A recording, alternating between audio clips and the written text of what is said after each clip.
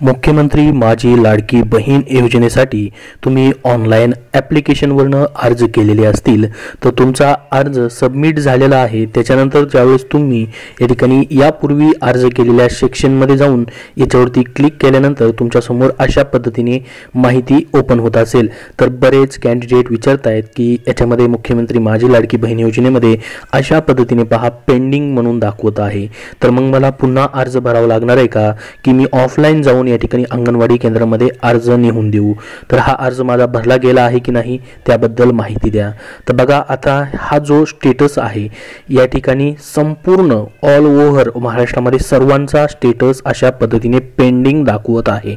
कोणाकोणाचा pending दाखवतोय comment बॉक्समध्ये comment करून नक्की सांगा, जेणेकरून सर्वांना ही माहिती समजेल, किंवा कोणाचा याच्यापेक्षा वेगळं काय दाखवत असेल तर तेही सांगा।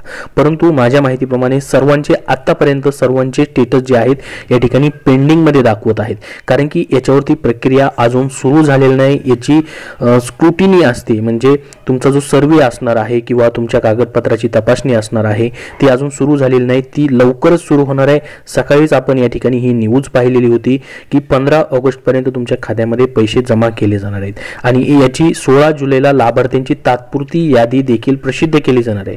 16 जुलैला यादी प्रसिद्ध केली जाणार आहे आणि 1 ऑगस्टला अंतिम यादी जाहीर केली जाणार आहे आणि त्यानंतर मग 15 ऑगस्टला तुमच्या खात्यामध्ये पैसे येणार आहेत।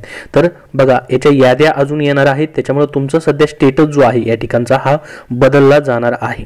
या ठिकाणी हा स्टेटस जो असणार आहे याच्यामध्ये रिजेक्ट, अप्रूव्ह, पेंडिंग अशा पद्धतीने 3 स्टेटस येतील, म्हणजे ज्यांचं ज्यांचं या ठिकाणी फॉर्म ॲक्सेप्ट केलेला आहे ते ॲक्सेप्ट येऊ शकतं किंवा अप्रूव्ह येऊ शकतं, किंवा या ठिकाणी हितच तुम्हाला संपूर्ण माहिती जी आहे ती भेटणार आहे। तर बघा अशा पद्धतीने हा युजर जो आहे, म्हणजे कुणाचा अकाउंट आहे ॲपमध्ये, प्रोफाईल कुणाचा आहे त्यांचं इथं युजरची माहिती येईल आणि सिटीजन म्हणजे कुणाचा फॉर्म भरलेला आहे त्या सिटीजनचं इथं नाव आणि त्यांचा मोबाईल नंबर येणार आहे आणि कधी भरलाय ते अशा पद्धतीने येईल। इथं तुम्हाला सतत चेक करत राहायचे तुमचं स्टेटस। तर लक्षात घ्या तुमचा पेंडिंग स्टेटस असेल तरी देखील तुम्हाला परत फॉर्म भरायची गरज नाही, कुणीही पुन्हा फॉर्म भरू नका किंवा ऑफलाईन देखील फॉर्म भरायची गरज नाही। एकदा फॉर्म भरला की या ठिकाणी विषय संपला। पेंडिंग जरी असेल तरी इथं स्टेटस तुमचा हा चेंज होणार आहे। तुम्ही विचार कराल की आम्ही फॉर्म भरलाय आणि पेंडिंग दाखवतोय, मग माझा फॉर्म सबमिट झाला की नाही?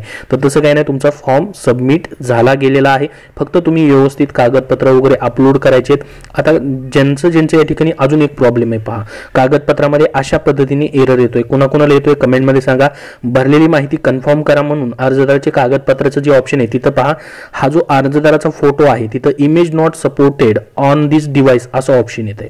तर मग तुम्ही लाईव्ह फोटो तो काढलेला आहे ठीक आहे, परंतु इमेज नॉट सपोर्टेड असं लिहून येते अर्जदाराच्या फोटोच्या जागी, म्हणजे हा प्रॉब्लेम जो आहे, तुम्ही फोटो काढलेला व्यवस्थित फोटो वगैरे काढलाय, हा प्रॉब्लेम जो आहे हा ऍप्लिकेशनचा प्रॉब्लेम आहे, जो की या ठिकाणी फोटो तो शो करत नाही, परंतु फोटो मात्र या ठिकाणी तुमचा सेव्ह झालेला आहे ठीक आहे। फक्त इथं त्या डिव्हाइसवरती फोटो शो करत नाही, मग ह्या ॲपमध्ये टेक्निकल प्रॉब्लेम आहे त्याच्यामुळे शो होत नाही, परंतु या ठिकाणी तुमचा फॉर्म सबमिट तुम्ही करू शकता, काही प्रॉब्लेम असणार नाही।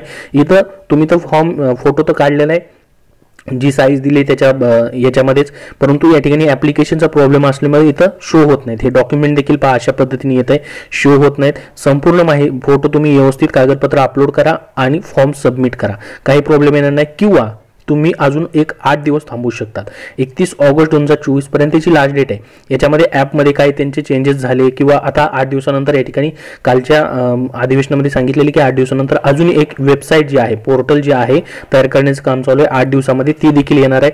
तर ज्यांनी भरला नाही, जर इथपर्यंत तुम्ही आलाय ना अशा पद्धतीने एरर येतोय तर थांबू शकता थोडं किंवा डायरेक्टली सबमिट करू शकता, काही प्रॉब्लेम असणार नाही। आणि ज्यांनी फॉर्म भरलेला आहे त्यांनी देखील या ठिकाणी टेन्शन घ्यायची गरज नाही, या ठिकाणी हा ॲपचा प्रॉब्लेम आहे त्याच्यामुळे अशा पद्धतीने या ठिकाणी हे दाखवत आहे। आणि ज्यांचं या ठिकाणी ज्यांनी विचारलेलं आहे की पेंडिंग दाखवत आहे या ठिकाणी, तर त्यांनाही टेन्शन घ्यायची गरज नाही, त्यांना परत फॉर्म भरायचा नाहीये, पेंडिंग दाखवतोय। सर्वांचाच ऑल ओव्हर महाराष्ट्रामधून या ठिकाणी हे पेंडिंग दाखवत आहे, कारण की त्याच्यावरती अजून प्रोसेस सुरू झालेली नाही। जेव्हा प्रोसेस याच्यावरती सुरू होईल त्यावेळेस हे सर्वांचा या ठिकाणी कंप्लीट होईल, त्याच्या अगोदर प्रोसेस झाल्यानंतर त्याच्या अगोदर तुमच्या या ठिकाणी अप्रूव्ह होण्याच्या अगोदर लिस्ट देखील लागणार आहे, तात्पुरती लिस्ट लागेल। मग तुमची गावानुसार असेल, जिल्ह्यानुसार, तालुक्यानुसार या ठिकाणी लिस्ट जी असणार आहेत ह्या ॲपमध्येच तुम्हाला पाहता येतील किंवा महाराष्ट्र शासनाच्या वेबसाईटवरती देखील त्या प्रसिद्ध केल्या जातील। जशी लिस्ट लागेल आता तात्पुरती जी पात्र असतील त्यांची आणि अंतिम जशी लिस्ट लागेल तशी तुम्हाला त्याची माहिती जी आहे व्हिडिओ बनवून दिली जाईल। त्यासाठी आपल्या चॅनलला सबस्क्राईब करून ठेवा। याबद्दल अजून तुमचे काय प्रश्न असतील तर कमेंटमध्ये विचारा। हा व्हिडिओ नक्की लाईक करा व शेअर करा। धन्यवाद।